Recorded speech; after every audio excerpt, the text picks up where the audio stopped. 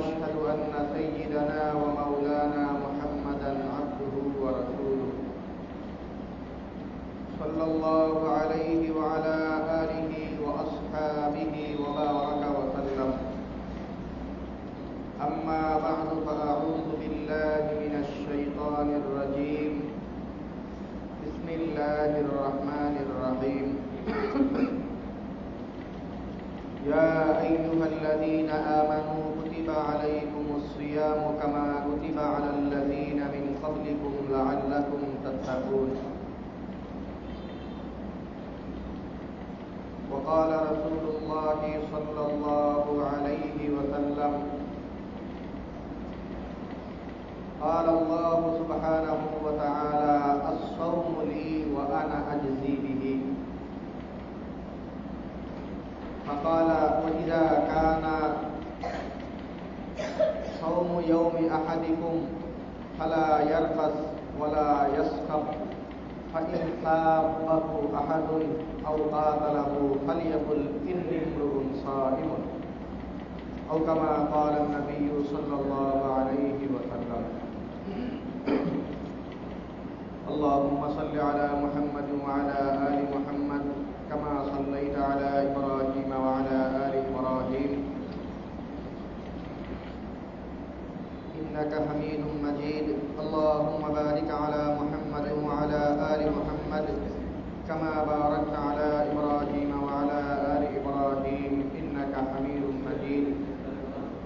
سبحانك لا علم لنا إلا ما علمتنا إنك أنت العليم الحكيم. মহান আল্লাহ পাক রব্বুল আলামিনের দরবারে শুকরিয়া জ্ঞাপন করছি, যিনি আমাদেরকে অন্যান্য জুমার ন্যায় আজকেও জুমার নামাজ আদায়ের জন্য পবিত্র ঘর মসজিদে আসার তৌফিক দান করেছেন। আলহামদুলিল্লাহ। মুহতারাম হাজিরিন, আমরা রমজান মাস কেন্দ্রিক রমজানের ফজিলত, গুরুত্ব, তাৎপর্য এবং এই রমজানের করণীয় বর্জনীয় বিষয়ে আলোচনা করছিলাম। রমজান মাসে রোজা রাখার আবশ্যকীয়তা মহান আল্লাহ পাক রব্বুল আলামিন পবিত্র কোরআনে কারীমের মধ্যে ইরশাদ করেন: ইয়া আইয়ুহাল্লাযীনা আমানু কুতিবা আলাইকুমুস সিয়াম কামা কুতিবা আলাল্লাযীনা মিন ক্বাবলিকুম লাআল্লাকুম তাত্তাকুন। হে লোক সকল, তোমাদের উপরে সিয়াম, যেটা রমজানের রোজা, এই রোজাকে অবধারিত আবশ্যিক ফরজ করা হয়েছে। ফামান শাহিদা মিনকুমুশ শাহরা ফালইয়াসুম। সুতরাং তোমাদের যেই ব্যক্তি এই মাস পেয়ে যাবে সেই যেন রোজা রাখে। আল্লাহ পাক রব্বুল আলামিন এই রমজানের রোজাকে আবশ্যিক করে, ফরজ করে। রমজানের রোজা তো রাখতে হবে, এটা ফরজ। পাশাপাশি এই রমজানের রোজা রাখার ফজিলত, এই রমজানের রোজা রাখলে আল্লাহ পাক রব্বুল আলামিন কি প্রতিদান মানুষদেরকে দান করবেন, এইসব বিষয়ও বাতলে দিয়েছেন। স্বাভাবিক কিছু ফজিলতের কথা আল্লাহ পাক রব্বুল আলামিন যেগুলির কথা আলোচনা করেছেন, আমরা তাকওয়া অবলম্বন মাসের অন্যতম একটি গুরুত্বপূর্ণ দিক এই কথা বলেছিলাম। লাআল্লাকুম তাত্তাকুন, রমজানের রোজাকে আবশ্যিক করা হয়েছে। আল্লাহ পাক রব্বুল আলামিন এটা করেছেন যেন তোমরা তাকওয়া অবলম্বন করতে পারো। এই তাকওয়া অবলম্বন করতে পারো, তাকওয়া অবলম্বন করার পদ্ধতি নিয়ে আমরা কথা বলেছি।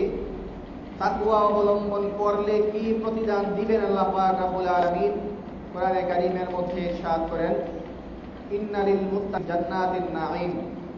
আল্লাহ পাক রব্বুল আলামিন ইরশাদ করছেন, যারা মুত্তাকিন, তাকওয়া অবলম্বন যারা করেছে, তাদের জন্য রয়েছে জান্নাতিন নাঈম, নিয়ামতে পরিপূর্ণ জান্নাত।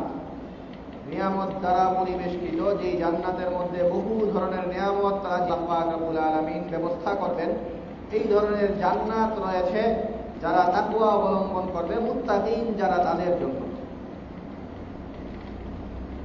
এটা তো হলো রমজানের রোজা রেখে তাকওয়া অবলম্বন করলে তাকওয়া অবলম্বন করার পুরস্কার হিসেবে কি দেওয়া হবে, এটা একটা কথা। রমজানের ফজিলত গুরুত্বের ব্যাপারে আল্লাহ পাক রব্বুল আলামিন নবী সাল্লাল্লাহু আলাইহি ওয়াসাল্লাম যেই ব্যক্তি রোজা রাখবে তার ব্যাপারে হাদিসের মধ্যে ইরশাদ করেন, আস-সাওমু ওয়াল কুরআনু ইউশাফিআনি। সাওম এবং কোরআন, রোজা, এই দুইটা ইউশাফিআনে সুপারিশ করবে কিয়ামত দিবসে। রোজা এবং কোরআনে কারীম এই দুইটা আল্লাহ পাক রব্বুল আলামিনের কাছে সুপারিশ করবে বলবে ফাকালা সাওম, সাওম বলবে। রোজা, সাওম আল্লাহ পাক রব্বুল আলামিনের কাছে সুপারিশ করবে, কোরআন সুপারিশ করবে। সাওম সুপারিশ করে বলবে আয় রাব্বি মানাতুহু আত-তাআম ওয়া শাহওয়াতাহু। সাওম বলবে, হে আল্লাহ, খাবার গ্রহণ করা, পানীয় গ্রহণ ইত্যাদি থেকে তাকে আমি বারণ করেছি। কোরআনে কারীম বলবে মানাতুহু আল-লাইলা বিন-নাওমি। সে রাতে দাঁড়িয়ে দাঁড়িয়ে কোরআনে কারীম তেলাওয়াত করার কারণে অনেক রাত ঘুমাতে পারেনি, রাতে ঘুমানো থেকে তাকে আমি বারণ করেছি। আজকে এর প্রতিদান তুমি দান করো। হাদিসের মধ্যে এইটুকু আছে, এটাই না, সাওম এবং কোরআনে কারীম এই দুইটা সুপারিশ করবে। সুপারিশ কিভাবে করবে এটা বলার পরে শেষাংশে বলা হচ্ছে ফায়ুশাফাআনে, এবং কোরআনে কারীম এবং সাওম এই দুইটার সুপারিশেই গ্রাহ্য হবে। আল্লাহ পাক রব্বুল আলামিন এই দুইটাতে সুপারিশ করবেন, দুইটার সুপারিশই কবুল করবেন। অন্য হাদিসে ইরশাদ হচ্ছে, নবী সাল্লাল্লাহু আলাইহি ওয়াসাল্লাম বলেন, যে ব্যক্তি রোজা রাখবে, মা মিন আবদিন ইয়াসুমু ফি সাবিলিল্লাহি ইয়াওমান ইল্লা বা'আদাল্লাহু বিযালিকাল ইয়াওমি ৭০ খারিফাম মিনান নার। এই হাদিসে খারিফ শব্দ এসেছে, একটা বিশেষ পরিমাপকে খারিফ বলে, একটা দূরত্বকে, বিভিন্ন দূরত্ব, এর মধ্যে সর্বনিম্ন যেই দূরত্বের কথা বলা হয় সেটা হলো মাইল। তা আমরা মাইল হিসেবেই করি, সবচেয়ে নিম্নের যেই দূরত্বটা বলা হয় এক খারিফ মানে ১ মাইল। তো হাদিসের মধ্যে বলা হচ্ছে, যেই ব্যক্তি আল্লাহ তাআলাকে সন্তুষ্ট করার জন্য একটা রোজা রাখবে, একদিন রোজা রাখবে, এই একদিনের রোজার কারণে আল্লাহ পাক রব্বুল আলামিন জাহান্নাম থেকে তাকে ৭০ মাইল দূরে সরিয়ে দিবেন। এটা হলো একদিনের রোজা রাখার কারণে। এই মুসলিমেও কিছু রোজার ফজিলতের কথা আমরা বললাম। রোজা রাখলে কি প্রতিদান, রোজার ফজিলতটা কি, এই রোজার গুরুত্ব, এগুলি হলো কিছু বিক্ষিপ্ত কথা। আর মৌলিক কথা যেটা রোজার ব্যাপারে, সেটা এখনো আমরা বলিনি। এই কয়েকটা ফজিলতের কথা আমরা বললাম, এগুলি মোটামুটি বিভিন্ন জায়গায় বিভিন্ন আলোচনার প্রেক্ষিতে এই ফজিলতের কথা বলা হয়েছে। কিন্তু রোজার ব্যাপারে মৌলিক যে ফজিলতের কথা যেটা, সেটা আসলে যেটা হাদিসে কুদসি। হাদিসে কুদসি মানে আল্লাহ পাক রব্বুল আলামিনের যেই বাণীগুলি কোরআনে কারীমের মধ্যে তেলাওয়াত করা হয় না, কিন্তু আল্লাহ পাক রব্বুল আলামিনের এই বাণী, এগুলিকে হাদিসে কুদসি বলে। সেই হাদিসে কুদসির মধ্যে যেই কথাটা আছে রোজার ব্যাপারে, নবী সাল্লাল্লাহু আলাইহি ওয়াসাল্লাম বলেন, কুল্লু আমাল ইবনি আদম ইউযাআফুল হাসানাতু বিআশরি আমসালিহা মিন ৭০০ যিয়াফিন। মানুষের যেই ভালো কাজগুলি, বনি আদমের যেই ভালো কাজ, তারা যেই নেক আমল করে, এই ভালো কাজগুলির প্রতিদান দেওয়া হয় ন্যূনতম ১০ গুণ। সে যে কাজটা করে এটার কারণে মান জাআ বিল হাসানাতি ফালাহু আশরু আমসালিহা।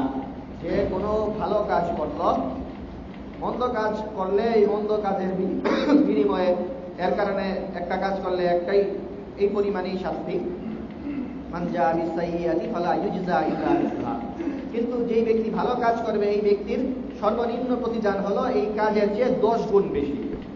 তো বনি আদমের যেই ভালো কাজগুলি আছে এগুলোকে তো বৃদ্ধি করা হয়, ইউযাআফু, কি পরিমাণ বৃদ্ধি করা হয়, আল হাসানাতু বিআশরাতি আমসালিহা, ভালো কাজগুলিকে ১০ গুণ বৃদ্ধি করা হয়।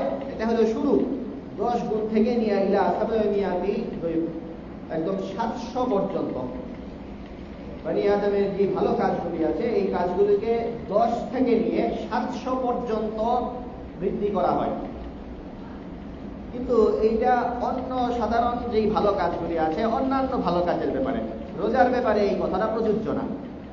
ভালো কাজ যেগুলো আছে সেই ভালো কাজগুলোকে একটা ভালো কাজ করলে 10 থেকে নিয়ে 700 গুণ পর্যন্ত এটার প্রতিদান সওয়াব যেটা এটাকে বৃদ্ধি করা হয়।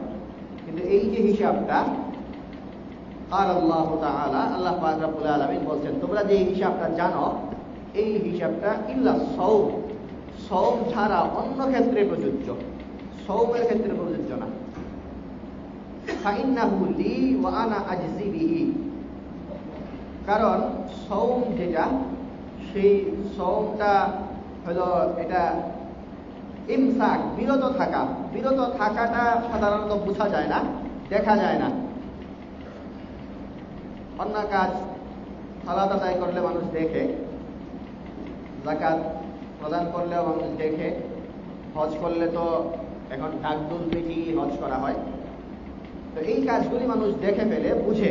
কিন্তু সওম একটা কাজ ফাইন্নাহু লি, এটা শুধু নিছক আমাকে সন্তুষ্ট করার জন্যই করা হয়ে থাকে। এই জন্য এটার প্রতিদান কি দিব এটা তোমরা কল্পনা করতে পারবে না।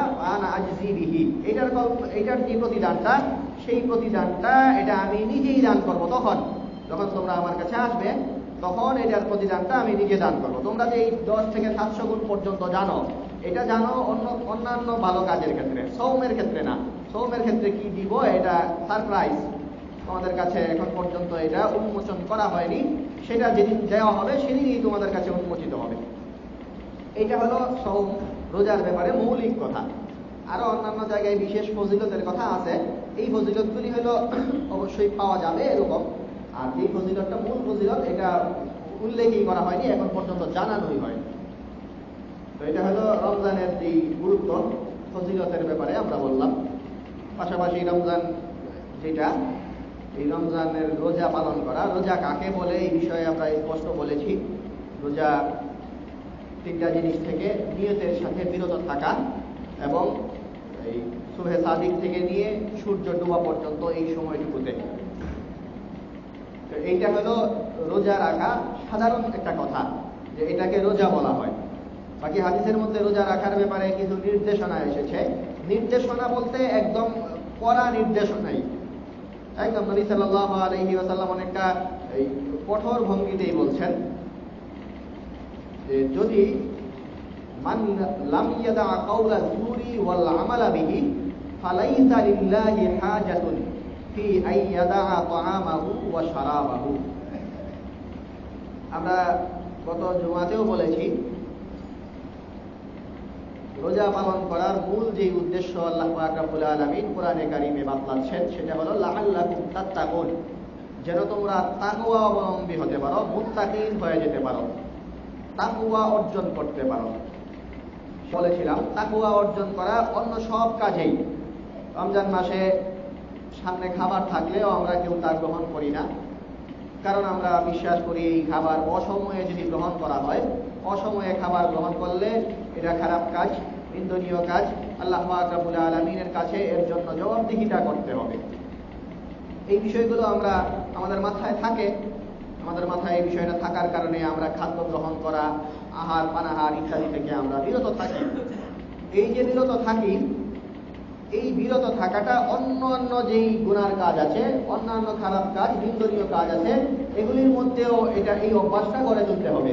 এই অভ্যাসটা অন্য জায়গায় যদি গড়ে তোলা যায় তাহলেই তার এই যে সওম পালন করা, এই সওম পালন করাটা সার্থক হবে এবং এই সওম পালনের মাধ্যমে সে তাকওয়া অর্জন শিখতেছে এই কথাটা বোঝা যাবে। এই কারণেই মিথ্যা বলা, অহেতুক কার্যকলাপে জড়িয়ে পড়া এবং মূর্খদের মতো আচরণ করা, ঝগড়াঝাটি যেটাকে বলে, এরপরে গীবত, পরনিন্দা ইত্যাদি করা, এই ধরনের কিছু কাজ বিশেষত হাদিসের মধ্যে একদম নাম ধরে বলে দেওয়া হয়েছে যে এই কাজগুলি বাদ দিতে হবে রমজানে। এই কাজগুলি বাদ দিতে হবে মানে বাদ না দিলে এটা তোমার রোজা রাখার দরকারই নেই। হাদিসের ভাষাটা অনেকটা এইরকম। এইগুলি যদি বাদ না দিতে পারো, তোমার রোজার আল্লাহ তাআলার কোনো মূল্য নাই, তোমার রোজার আল্লাহর কাছে। নবী সাল্লাল্লাহু আলাইহি ওয়াসাল্লাম এভাবেই বলছেন, মান লাম ইয়াদা কাওলা যুরি ওয়াল আমালা বিহি, যেই ব্যক্তি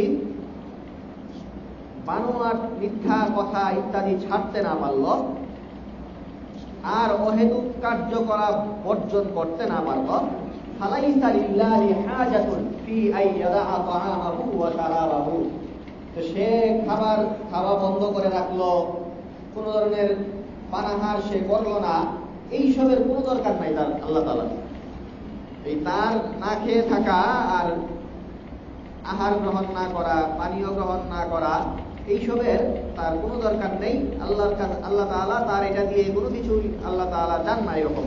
যদি সে মিথ্যা কথা এবং অহেতুক কার্যকলাপে সে যদি জড়িয়ে পড়ে, তাহলে এই ব্যক্তির রোজা দিয়ে আল্লাহ তাআলা কোনো কিছুই করবেন না। তো আমরা শুরুতে যে হাদিসে কুদসি পড়েছি, এটার অপরাংশে নবী সাল্লাল্লাহু আলাইহি ওয়াসাল্লাম বলেন, ফাইযা কানা সাওমু ইয়াউমি আহাদিকুম,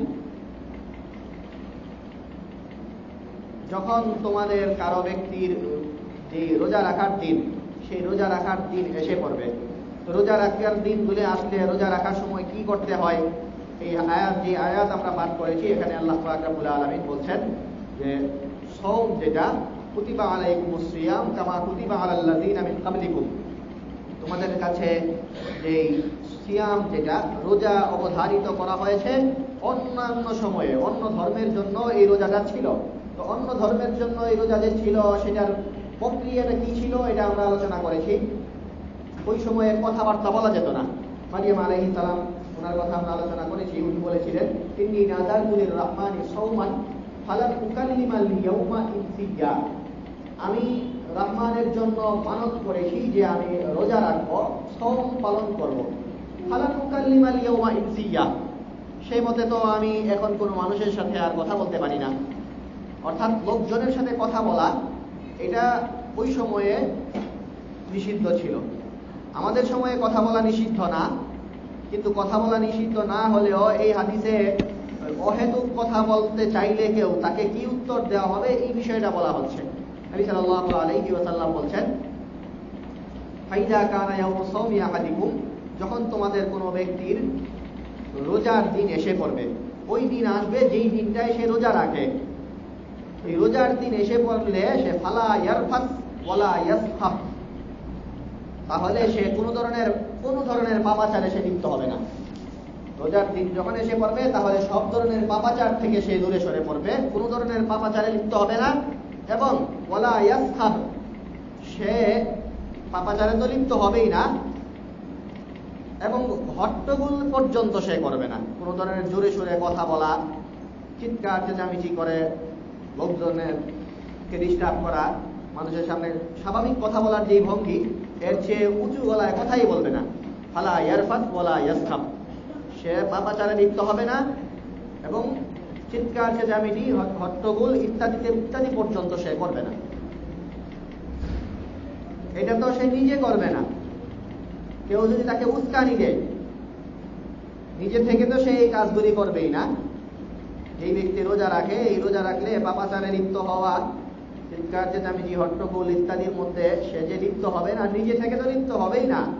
উস্কানিটা তাকে সে কি বলবে, ফাইন সাব্বাহু আহাদুন আও কাতালাহু, যদি তাকে গালমন্দ করে কোনো ব্যক্তি, তার সাথে গায়ে পড়ে লাগতে যায় কোনো ব্যক্তি, গালি দেয়, আও কাতালাহু, অথবা মারামারি করতে আসে, ফালিয়াকুল ইন্নী ইমরুউন সাইমুন, তাহলে যেন সে সোজা সাপটা উত্তর দিয়ে দেয় যে তোমার এই গালমন্দর জবাব দেওয়ার মতো সময় আমার নাই, আমি রোজাদার। ফাইন সাব্বাহু আহাদুন আও কাতালাহু ফালিয়াকুল ইন্নী ইমরুউন সাইমুন, তার সাথে তাকে যদি কেউ গালমন্দ করে বা তার সাথে মারামারি করতে আসে, সে যেন এই কথা বলে দেয় যে ইন্নী ইমরুউন সাইমুন, আমি রোজাদার, আমি রোজা রাখছি, তোমার সাথে এইসব করার এগুলি আমার জন্য সাজে না। তো এই হলো রোজা রাখার পদ্ধতি। আমরা আমরা রোজার যে স্বাভাবিক যে ডেফিনেশন উল্লেখ করেছিলাম, 3টা জিনিস থেকে বিরত থাকা, সাথে নিয়ত করা, এবং এই সব দিনের বেলা সুবহে সাদিক থেকে নিয়ে সূর্য অস্ত যাওয়া পর্যন্ত এই সময়টাতে, এটা হলো রোজার স্বাভাবিক সংজ্ঞা। এই সংজ্ঞার সাথে কিছু সংযোজনের কথা আমরা উল্লেখ করলাম। নবী সাল্লাল্লাহু আলাইহি ওয়াসাল্লামের হাদিসের মধ্যে এই বিষয়গুলো নাম ধরে বলা আছে, বিশেষ করে গীবতের কথা এবং গীবত, মিথ্যা বলা, অহেতুক কার্যকলাপে জড়িয়ে পড়া, চিৎকার চেঁচামেচি করা এবং হট্টগোল, চিৎকার চেঁচামেচি ইত্যাদি করা, এই কাজগুলি, এগুলির কথা হাদিসের মধ্যে স্পষ্ট আছে যে এই কাজগুলি যেই ব্যক্তি করবে, কোনোটাই আছে যে সেই জন্য এগুলি না করে অন্য কেউ করতে আসলে বলে দেয় আমি রোজাদার, আর কোনোটাই আরো কঠোর ভাষায় আছে যে এগুলি যদি করে তাহলে তার রোজা রাখারই দরকার নেই। এরপরে রমজানের করণীয়ের মধ্যে আমরা সবসময় করি এই বিষয়টা আছে হাদিসের মধ্যে, সেহরি, আরেকটা হলো ইফতার। সেহরি ইফতারের বিষয়ে অনেকেই, আমরা মোটামুটি সবাই সেহরি ইফতার করি। হাদিসের মধ্যে যেটা আছে সেটা হলো সেহরি এবং ইফতার এই দুইটা, সেহরিটা দেরিতে করা আর ইফতার তাড়াতাড়ি করা। মিনাল ফিতরাতি তাজিলুল ফিতরি ওয়া তাখিরুস সাহুর, সুন্নাত এর অন্তর্ভুক্ত, সব নবীদের সুন্নত যেটা, এমন এক সুন্নতের অন্তর্ভুক্ত হলো ইফতার তাড়াতাড়ি করা, আর সেহরি যেটা সেটা দেরিতে করা।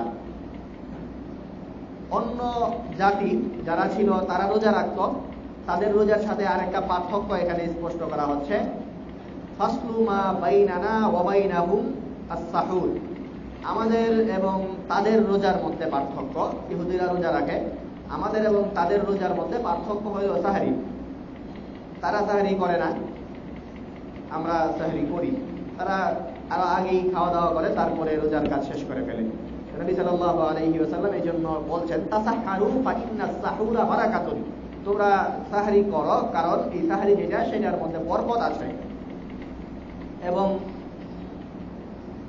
ইফতারের ব্যাপারেও বলা হচ্ছে মা জালা উম্মতি আলাল খাইরি মা আজ্জালুল ফিতরা, আমার উম্মত তারা কল্যাণ এর মধ্যেই থাকবে যতক্ষণ পর্যন্ত তারা তাড়াতাড়ি ইফতার করতে পারবে। তো তাড়াতাড়ি ইফতার করা এটার এবং দেরিতে সাহারি করা রমজানের অন্যতম 2টা করণীয়। তো অন্যতম 2টা করণীয় বলতে এখন তো এই করণীয়গুলি আমরা ব্যক্তিগতভাবে আমল করা মুশকিল, আমাদের জন্য এখন সামগ্রিক একটা বিষয় চলে এসেছে।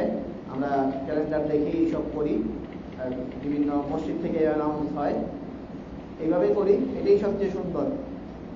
বাকি এই যদি কোন সময়, এটা এই কারণে এগুলিতে সতর্কতার একটা দিক থাকে, ক্যালেন্ডারগুলিতে অনেকেই সতর্কতা স্বরূপ যদি সাহারির টাইম যখন হয় তারও 1-2 মিনিট আগেই জানান দেয়, আবার ইফতার করার 1-2 মিনিট পরে।